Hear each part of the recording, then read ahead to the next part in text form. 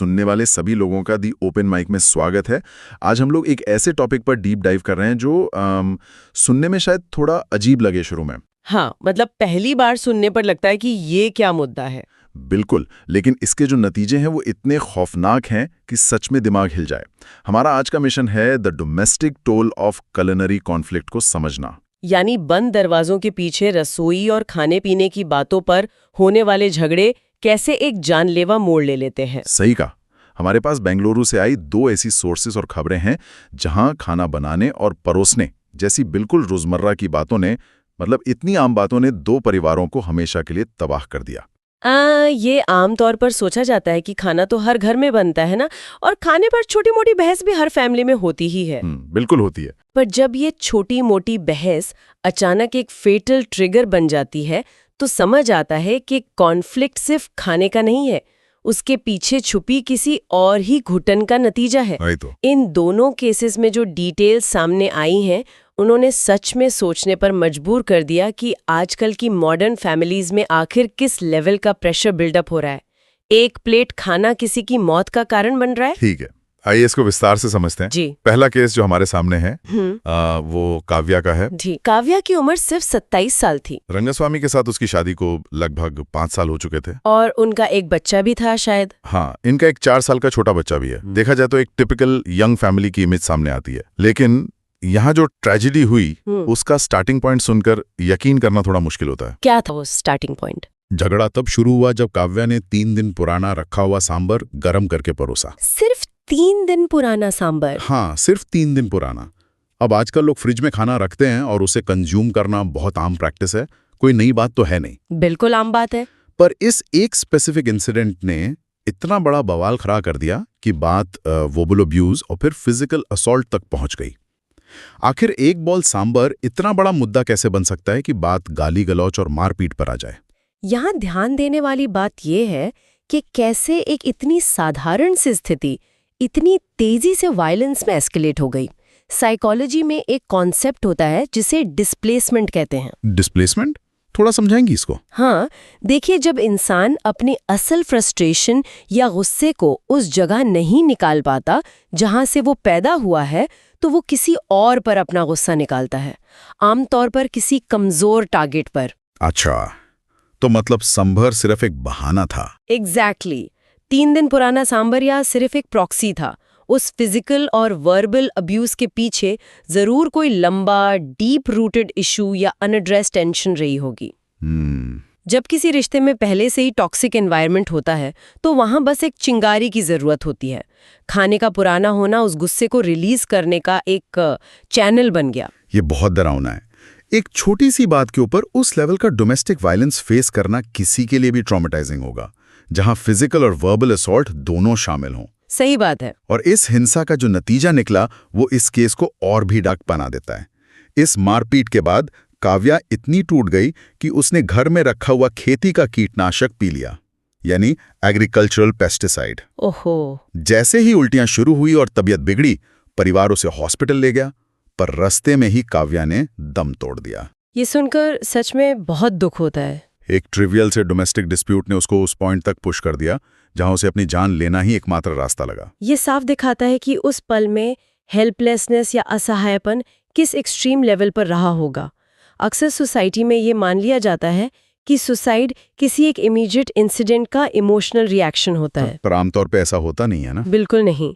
सच्चाई ये है कि ऐसी एक्सट्रीम स्टेप तब उठाई जाती हैं जब इंसान लंबा वक्त किसी कांस्टेंट मेंटल प्रेशर में बिताता है।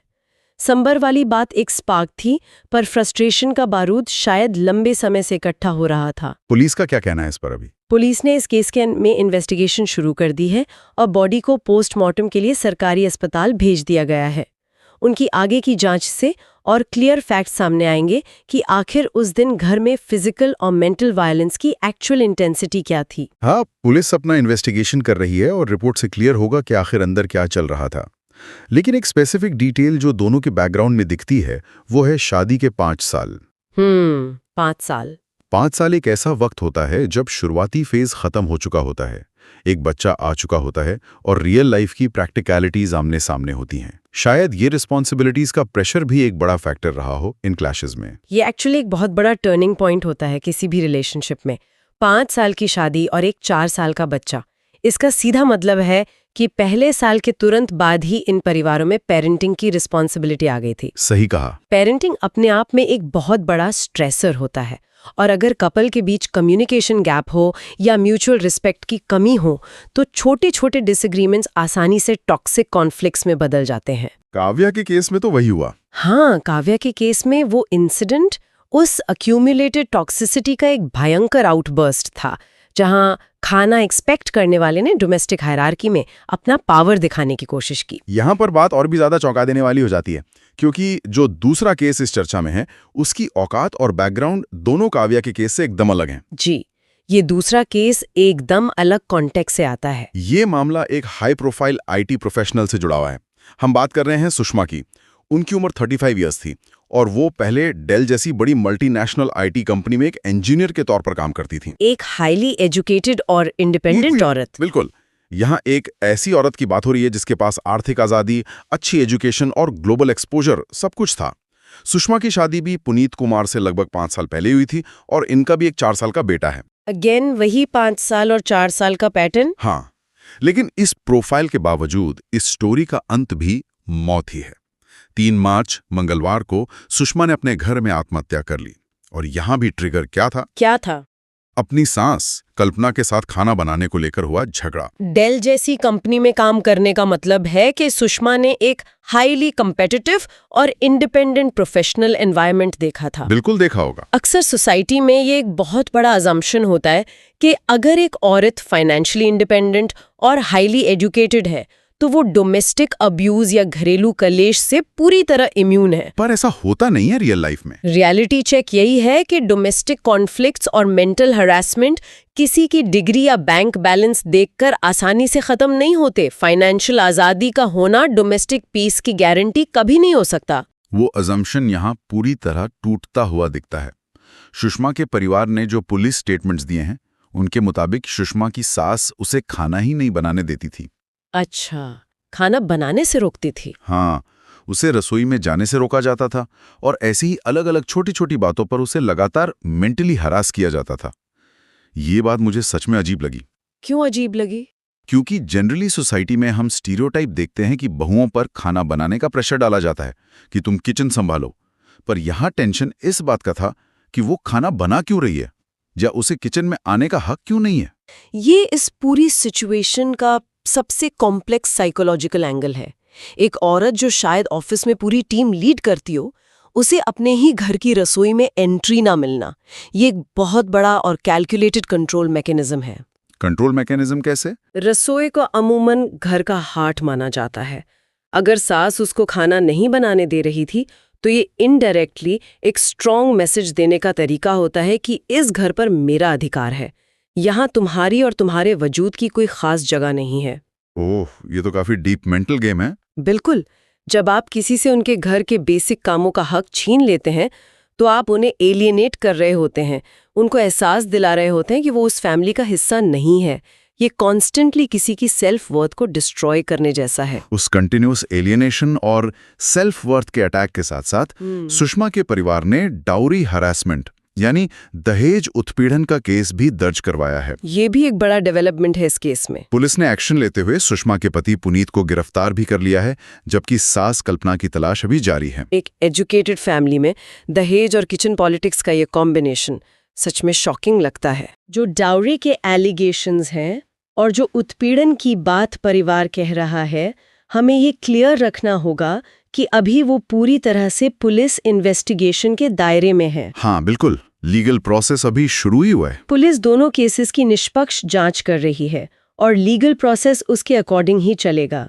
इस चर्चा का एम किसी भी पक्ष का समर्थन करना या फाइनल वर्डिक्ट देना नहीं है।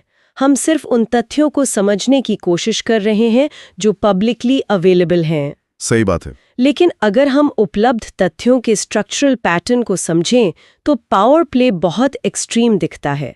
पुलिस सोर्सेज ने भी ये कंफर्म किया है कि इनके घर में ट्रिवियल मैटर्स यानी बिल्कुल छोटी बातों पर लगातार झगड़े होते थे। रोज का कलेश। हाँ, रोज का ये फ्रिक्शन खासकर एक हाईली इंडिपेंडेंट पर्सन के लिए क्लॉस्ट्रोफोबिक हो जाता है। वही ब्रेकिंग पॉइंट बन जाता होगा।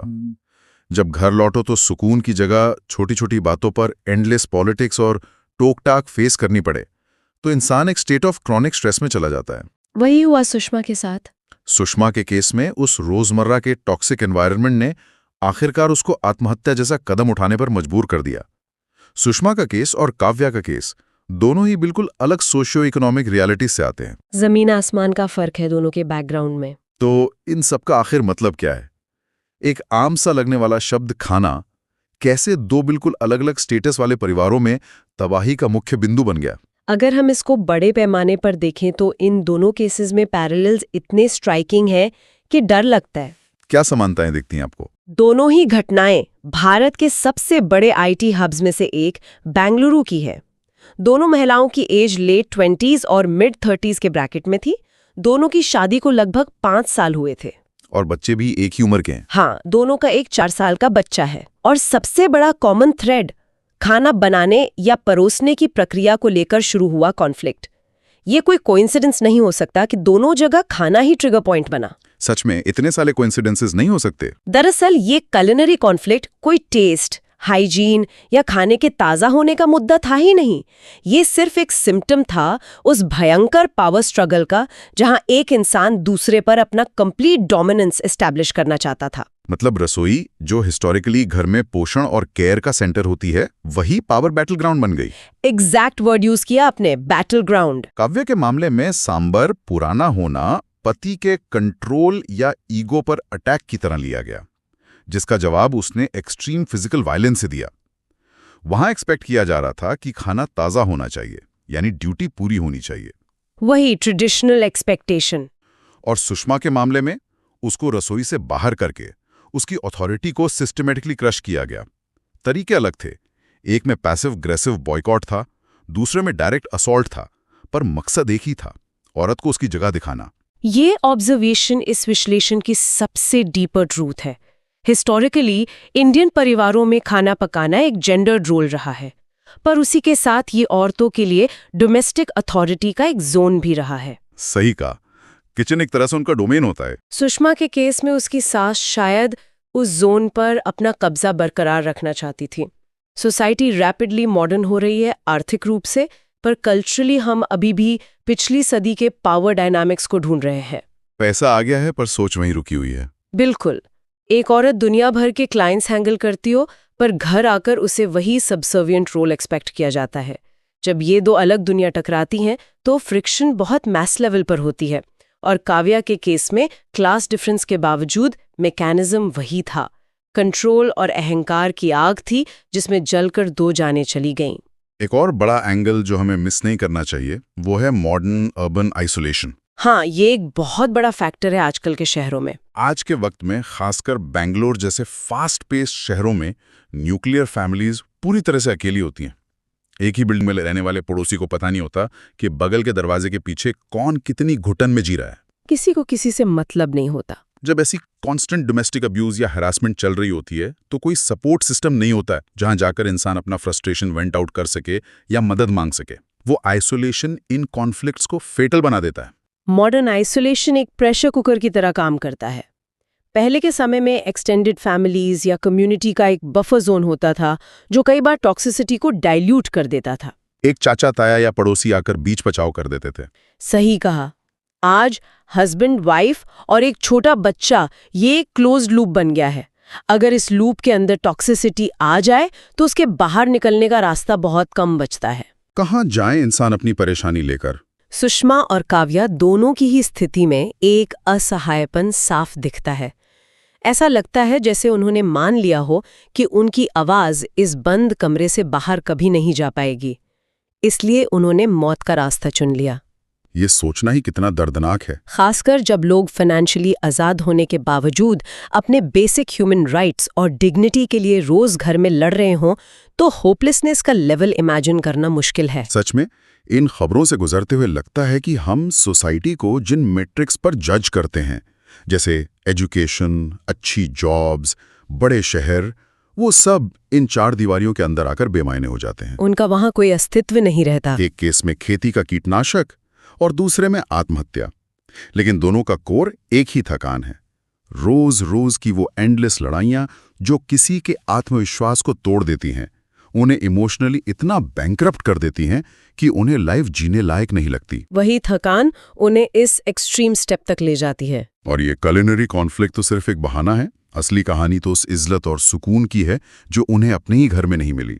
इस पूरी सिचुएशन को सिंथेसाइज करने के बाद इससे एक बहुत बड़ा सवाल खड़ा होता है। कैसा सवाल? हमने इन महिलाओं के स्ट्रगल और सोसाइटी की कॉम्प्लेक्स डिटेल्स पर तो बहुत डीपली बात की। हमने समझा कि खाना और रसोई किस तरह से पावर होल्ड करने का एक वेपन बन जाते हैं।